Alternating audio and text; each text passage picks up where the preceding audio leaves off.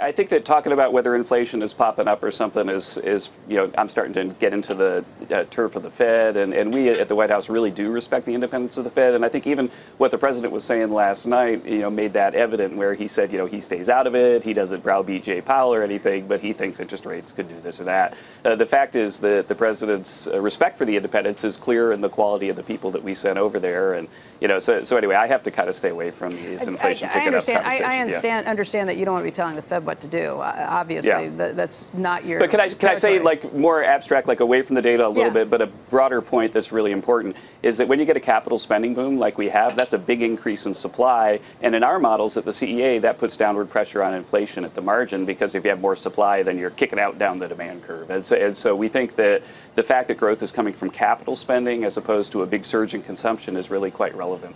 Just a finer point on inflation, though. Obviously, this is not something of you getting into telling the Fed what to do, but to do your job, you have to be looking to threats to the economy. Inflation would be one of those threats. What are the places that you watch very closely as an economist to try and just know what the impact would be for the broader economy?